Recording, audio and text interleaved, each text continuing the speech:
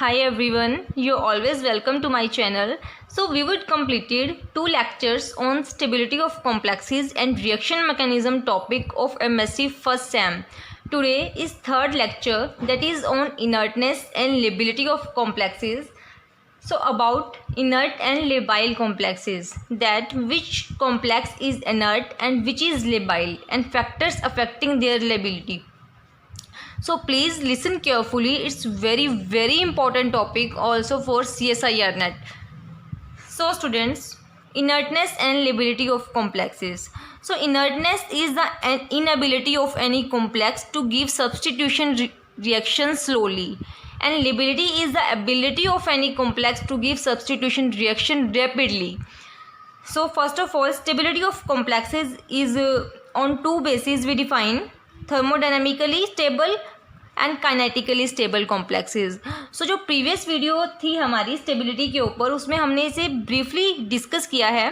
सो जो kinetically stable होते हैं वो दो तरह से होते हैं, labile and inert. So students, इनका ब्रीफ स्टडी के लिए आप मेरी प्रीवियस वीडियोज़ को ज़रूर देख लें, जिनके लिंक मैंने डिस्क्रिप्शन बॉक्स में भी दिए हैं.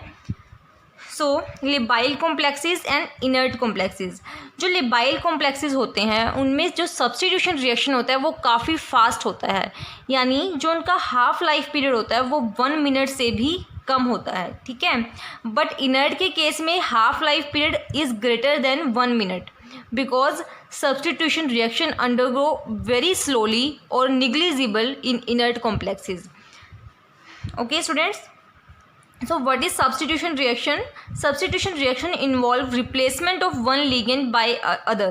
Suppose this is one example, Ml5X complex. ठीक है. So L here is inert ligand. Inert means जो substitution reaction बहुत slow देगा, यानी ये replace नहीं होगा. X here is labile ligand, यानी जो replacement होगा, substitution होगा, वो किसके साथ होगा? S के साथ, X के साथ, because X is labile. And y is any incoming ligand. So जब कोई इनकमिंग लिगेंड y यहाँ पर एडिशन होगा तो x यहाँ से रिप्लेस होगा और सब्सटीट्यूशन होगा यहाँ पर y का, because x is a labile ligand and labile ligands undergo substitution reaction very rapidly. So जो सब्सटीट्यूशन रिएक्शन होता है लिगेंड्स का, इसमें मेन थिंग क्या है कि इसमें जो कोऑर्डिनेशन नंबर होता है वो भी सेम रहता है. स्टूडेंट्स, कोऑर्डिनेशन नंबर देखो, यहाँ पे भी कोऑर्डिनेशन नंबर 6 था एंड यहाँ पे भी, because number of ligand same रहेंगे बट लिगेंड वहाँ पर चेंज हो जाएगा. ठीक है. एंड ऑक्सीडेशन स्टेट भी इसकी सेम रहती है. ठीक है. सो स्टूडेंट्स, जो सब्सटीट्यूशन होता है वो generally square planar complexes and octahedral complexes में होता है. तो अगर हम स्क्वायर प्लेनर कॉम्प्लेक्सेस का स्ट्रक्चर देखें तो वो कुछ इस तरह से होगा, surrounded by 4 ligands, and octahedral में सराउंडेड बाय 6 लिगेंड्स.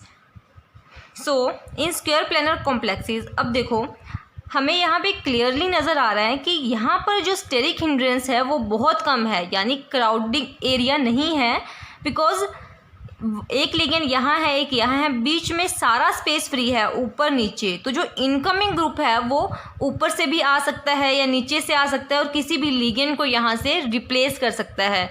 सो इससे हम क्या डिटेक्ट कर पा रहे हैं कि यहाँ पर स्क्वायर प्लेनर कॉम्प्लेक्सेस में सब्स्टिट्यूशन रिएक्शन फास्ट होगी, बिकॉज स्टेरिक क्राउडनेस नहीं है, क्राउडी एरिया नहीं है, तो जो इनकमिंग लिगेंड है उसका आना यहाँ पर ईजी होगा. So factors: no steric hindrance, fast substitution reaction, so all labile complexes. So जहाँ पर भी फास्ट सब्सटीट्यूशन रिएक्शन होगी वो कॉम्प्लेक्सेस क्या होंगी? लेबाइल होंगी. सो स्क्वायर प्लेनर कॉम्प्लेक्सेस जो हैं वो always all complexes are labile. So in this video we would briefly discuss octahedral complexes in whether it is labile or inert. So octahedral complexes is surrounded by 6 ligand. It is crowdy area. So incoming ligand is for incoming ligand it's not very easy to come and replace any ligand. So students, in octahedral complexes कि वो labile है या inert है वो depend करेगा उसकी electronic configuration के ऊपर, बिकॉज इलेक्ट्रॉनिक कॉन्फ़िगरेशन में इलेक्ट्रॉन T2g ऑर्बिटल में है, Eg ऑर्बिटल में है। ये हम आगे इस वीडियो में डिस्कस करने वाले हैं। सो इसमें इनर्ट और लेबाइल कॉम्प्लेक्सेस इलेक्ट्रॉनिक कॉन्फ़िगरेशन के ऊपर डिपेंड करेगा, ठीक है।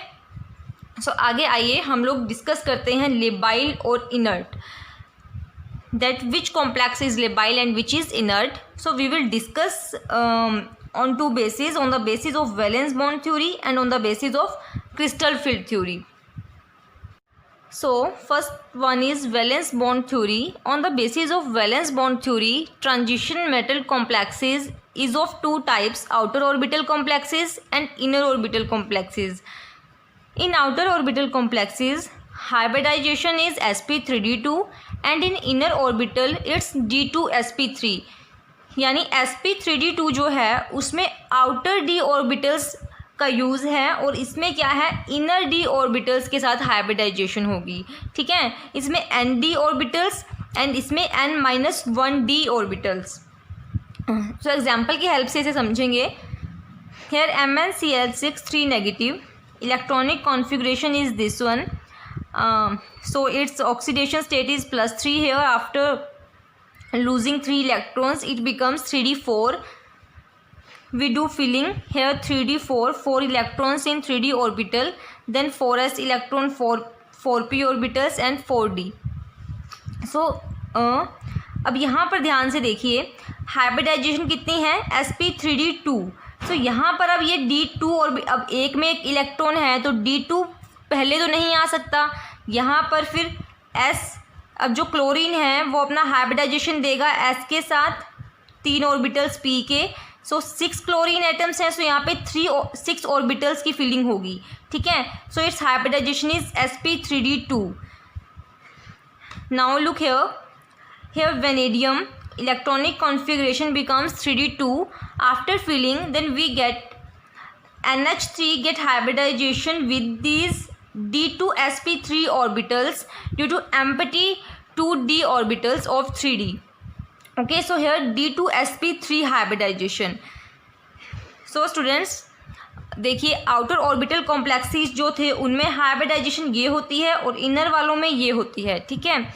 So we get from here that ml bond length in outer orbital complexes is larger, कि जो ml यानी मेटल और लिगेंड के बीच की जो बॉन्ड लेंथ होती है वो आउटर ऑर्बिटल कॉम्प्लेक्सेस में लार्ज होती है। सो अगर बॉन्ड लेंथ लार्ज होगी तो इट मीन्स बॉन्ड क्या होगा, वीक होगा और बॉन्ड की एनर्जी होगी higher in energy. So reverse case inner orbital वाले में है, ml बॉन्ड शॉर्ट होगा, स्ट्रोंगर होगा एंड लोअर इन एनर्जी होगा। सो स्टूडेंट जो समझने वाली बात यहाँ पर है वो क्या है, in the case of transition metal complexes, if it undergoes dissociative mechanism, then all outer orbital complexes are labile, otherwise all inner orbital complexes are inert. Dissociative mechanism अभी आगे हम लोग डिस्कस करेंगे। सो स्टूडेंट्स ये complete video सुनने के बाद मैं आपको गारंटी देती हूँ कि आपका ये टॉपिक क्रिस्टल क्लियर हो जाएगा एंड कोई भी डाउट आपको इससे रिलेटेड नहीं रहेगा एंड आप किसी भी कॉम्प्लेक्स को बता पाएंगे कि ये इनर्ट है या लेबाइल है। बिकॉज बीबीटी में भी कुछ एक्सेप्शंस आई तो आगे हमने CFT के बेसिस पर इसको डिस्कस किया। सो कंप्लीट वीडियोज़ प्लीज़ आप कंप्लीट वीडियो ज़रूर देखिए अगर आपको ये टॉपिक समझना आया तो। सो VBT में आगे क्या ऑब्जर्व किया कि कॉम्प्लेक्स चाहे इनर ऑर्बिटल कॉम्प्लेक्स है या आउटर ऑर्बिटल कॉम्प्लेक्स है, अगर उसके पास कोई vacant low lying d orbital है देन वो लेबाइल होगा। The complexes are either inner orbital complex और outer orbital complex. It's labile when it have vacant low lying d orbital. अब vacant low lying d orbital होता क्या है, देखिए यहाँ पर ये कॉम्प्लेक्स था, इसकी V की यहाँ पे कॉन्फ़िगरेशन 3d2 है, तो फिलिंग करेंगे जब इसके हाइब्रिडाइजेशन कराएंगे यानी NH3 से ये 6 ऑर्बिटल्स फिल होंगे d2sp3, देन ये अनहाइब्रिडाइज्ड यानी कि लो लाइंग एक ऑर्बिटल यहाँ पे वैकेंट है, इसे हम लोग बोलते हैं vacant low lying D orbital, यानी जो अनहाइब्रिडाइज्ड होता है वैकेंट ऑर्बिटल। ठीक है, सो यहाँ पे एक एम्प्टी ऑर्बिटल बचा, तो ये जो कॉम्प्लेक्स होगा ये क्या होगा, लेबाइल होगा। सिमिलरली अब इसमें भी एक एक्सेप्शन थी, देखिए कॉपर H2O6 पॉजिटिव के केस में D9 इसकी कॉन्फ़िगरेशन है, तो जब इसकी फिलिंग की तो यहाँ पे कोई भी वैकेंट डी ऑर्बिटल नहीं है। सो उसके बावजूद भी जो ये कॉम्प्लेक्स है ये लेबाइल है। सो यहाँ पे ये एक्सेप्शन है।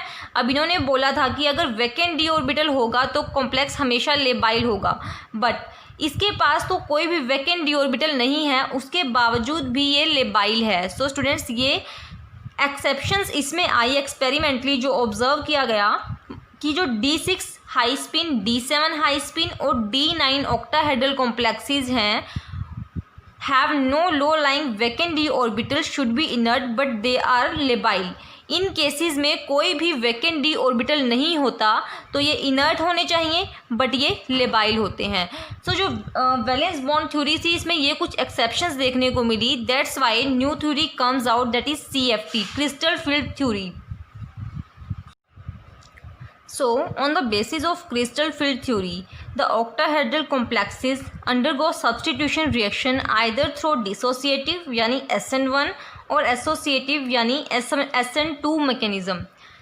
So, let's do quick reason of dissociative and associative mechanism. So, in dissociative mechanism, intermediate of reduced coordination number is formed. We have this complex ML5X, coordination number is 6 here. So in first step X is removed from this complex and we get ML5 coordination number with 5. So it's intermediate with reduced coordination number. It's first step of the reaction. Then in second step Y attacks on this complex and it's fast step. So it's become L5MY with coordination number 6. It is two-step process in which X is replaced by Y or it's a substitution reaction. So students, as it is slow step, so it's a rate determining step. Rate of the reaction depends upon this step. So here rate of reaction depend only on the original complex and does not depend upon the incoming ligand, because incoming ligand attack on fast step and rate depend upon the slow step of the reaction. Here this is intermediate ML5. So ML5 has possible two structures, it's square pyramidal and trigonal bipyramidal. We only observe square pyramidal as priority. Similarly, in associative mechanism, intermediate with higher coordination number is formed. We have this complex coordination number 6. So in first step addition of Y ligand occurs, it's slow step. So Y got attached to this complex as well as X. In fast step X removed from this complex and gives this substituent product. So in this complex this is intermediate with higher coordination number, as original complex have 6 coordination number and it has 7 coordination number. Possible structures of this intermediate are these one: monocapped octahedron and pentagonal bipyramidal. Priority structure is this one, pentagonal bipyramidal. So rate of reaction is depend upon the slowest step, and in slow step we have original complex and Y यानी incoming group. So here rate of reaction is K constant and original complex, and this one is incoming group. So it's second order reaction and it's first order mechanism. Dissociative mechanism is first order and associative mechanism is second order mechanism. So students यहाँ पर हमने दो mechanism discuss किए, dissociative and associative mechanism. So we get from here that there is change in CFSE on going from octahedral to square pyramidal in dissociative mechanism and octahedral to pentagonal bipyramidal in associative mechanism. So guys, CFSE crystal field stabilization energy plays a very important role in this theory. Change in crystal field stabilization energy is called crystal field activation energy. ठीक है, यहाँ crystal field activation energy क्या होता है? Change in CFSE। सो इसको किससे equate कर सकते हैं? CFSE ऑफ ट्रांजिशन स्टेट यानी intermediate minus CFSE of original complex, octahedral complex. So change in CFSE अगर नेगेटिव होगा that means there is loss in CFSE on going to intermediate, and if change in CFSE is 0 or positive then there is no loss of CFSE or positive gain of CFSE on going from original to intermediate stage. So students, if CFSE value is negative then it is complex is inert, and if its value is 0 or positive then complex is labile. Now we have here values of CFSE for high spin and low spin in square pyramidal complexes. So for C0 here value is in high spin it's 0 and low spin is also 0. Similarly up to D10 its value is given CFSE values. So for positive value the complex is labile and for negative value it's inert. See carefully, for D0, D1 and D2 all are positive and 0. So D0, D1 and D2 are labile complexes, and D3 is have negative CFSE value, so it's inert. For positive it's labile and for negative it's inert. So you will see all values and detect the complex is inert and labile. So at last it is the overall summary of this topic. So जो students यानी detail study नहीं करना चाहते, सिर्फ exam के लिए यानी competitive exam के लिए सिर्फ उनको इतना जानना है कि कॉम्प्लेक्स लेबाइल है या इनर्ट है, वो कैसे पता चलाएं, वो सिर्फ इस पेज को की स्टडी कर लें, यानी मेरा सिर्फ इस पेज वाला लेक्चर सुन लें, आपके लिए इनफ होगा। और जो MSc स्टूडेंट्स हैं उनके लिए फुल वीडियो कंपल्सरी है, यानी फुल वीडियो उनके लिए हेल्पफुल रहेगी। So on the basis of CFT D0, D1 and D2 3 are labile. Okay, D3 is inert. So here it's depend on electronic configuration. So students ये कैसे पता चलेगा? अब देखिए, जिसमें भी इलेक्ट्रॉन EG ऑर्बिटल में आएगा वहाँ पर क्या होगा, जो कॉम्प्लेक्स होगा वो लेबाइल होगा, बिकॉज T2G ऑर्बिटल्स कौन से होते हैं? जो बिटवीन द एक्सिस लाई करते हैं, but EG orbital along the axis लाई करते हैं, यानी ये EG ऑर्बिटल हैं, ये T2G ऑर्बिटल्स हैं 4। सो जब लिगेंड अप्रोच करेगा देन इसके साथ तो कोई रिपल्शन नहीं होगी, बट EG वाले के साथ वो रिपल्शन शो करेगा बिकॉज लिगेंड अप्रोच करेगा अलोंग द एक्सिस। ठीक है, तो जब EG ऑर्बिटल के साथ उसकी रिपल्शन होगी देन यहाँ पर रिपल्शन की वजह से जो बॉन्ड लेंथ है मेटल लिगेंड की वो इंक्रीज़ होगी। बॉन्ड लेंथ इंक्रीज़ होने से सब्स्टिट्यूशन रिएक्शन का होना फास्ट भी होगा एंड इजी भी होगा। सो जहाँ पर सब्स्टिट्यूशन रिएक्शन फास्ट होती है वो कॉम्प्लेक्सेस क्या होते हैं? लेबाइल होते हैं। सो जिस भी कॉम्प्लेक्स में अगर इलेक्ट्रॉन EG ऑर्बिटल में एंटर कर गया देन वो कॉम्प्लेक्स क्या होगा? लेबाइल होगा। सो अब तो कोई डाउट रहेगा नहीं यहाँ पर आपका। सो अब D3 में कॉम्प्लेक्स जो इलेक्ट्रॉन है वो EG में नहीं है देन इनर्ट है। D4 में हाई स्पिन में इलेक्ट्रॉन EG में एंटर कर गया। अब हाई स्पिन कौन से होते हैं? जहाँ पे पेयरिंग नहीं होती, पहले बिलो 3 फीलिंग होती है, फिर अबव आफ्टर दैट पेयरिंग शुरू होती है, बट लो स्पिन में पहले नीचे वाले की कंप्लीट फीलिंग होती है, उसके बाद ऊपर वाले में हम लोग जाते हैं। सो D4 हाई स्पिन के लिए कॉन्फ़िगरेशन ये होती है, यहाँ पे EG1 यानी EG में इलेक्ट्रॉन है so labile, for low spin EG0 so inert, for D5 it's EG2 then labile, EG0 is inert. Similarly for D6 it is EG2 then labile and EG0 inert। बस simply आपको ये learn रखना है, जहाँ पे EG में feeling होगी वो लेबाइल होगा, EG में फीलिंग नहीं होगी तो वो इनर्ट होगा। अब देखिए D7, D8, D9, D10 में सभी में चाहे वो हाई स्पिन हो या लो स्पिन हो EG ऑर्बिटल में फीलिंग इलेक्ट्रॉन्स की होगी ही होगी। Then all these are labile, but here one exception for D8 case for 3D series is intermediate, यानी ना वो लेबाइल होता है या ना इनर्ट होता है, बीच की स्टेज में आता है। But for 4D and 5D series it's inert, यानी D7, D8, D9, D10 में से जो D8 है वो इनर्ट होता है, बाकी ये सब लेबाइल होते हैं। सो स्टूडेंट्स, ये एक्सेप्शन है, D8 में इलेक्ट्रॉन Eg में भी आता है, उसके बावजूद भी ये कॉम्प्लेक्स क्या है, इनर्ट कॉम्प्लेक्स देता है। फॉर एग्जाम्पल, सपोज हमारे पास ये कॉम्प्लेक्स है, अब इसको हमें बताना है कि ये इनर्ट है या लेबाइल है। सो फर्स्ट ऑफ ऑल आप इसकी इलेक्ट्रॉनिक कॉन्फ़िगरेशन लिखिए, इसकी कॉन्फ़िगरेशन होगी D6, okay. So D6 it's low spin because ligand is strong field ligand, so it is low spin complex. In low spin its filling is T2G6 Eg0, no electron in Eg orbital, hence no repulsion and substitution reaction is slow, so complex is inert. So इस तरह से आप किसी भी complex को check कर सकते हैं कि वो इनर्ट है या लेबाइल है। सो ये बहुत ईजी टॉपिक है, बस एक बार आपको पूरी वीडियो ये सुननी है और ध्यान से समझनी है, देन आप किसी भी कॉम्प्लेक्स को ईजिली बता सकते हो कि वो कॉम्प्लेक्स इनर्ट है या कॉम्प्लेक्स है।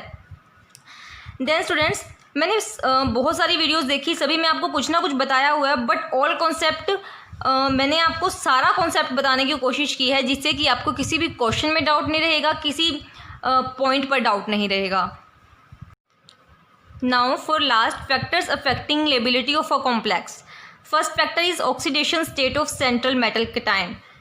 सपोज हमारे पास कोई ये कॉम्प्लेक्सेस हैं, इनमें सेंट्रल मेटल आयन यहाँ पे aluminium, silicon, phosphorus and sulphur, इनकी ऑक्सीडेशन स्टेट हमें चेक करनी है। जैसे यहाँ पर एल्यूमिनियम की ऑक्सीडेशन स्टेट है +3, कैसे निकालते हैं ऑक्सीडेशन स्टेट, इसको एक्स पुट करिए, देन F के लिए -6 इज इक्वल टू ऊपर चार्ज -3 के इक्वेट करेंगे, ठीक है। सो यहाँ पे +3 आएगी, इस तरह से सिलिकॉन की +4, यहाँ पर +5 +6।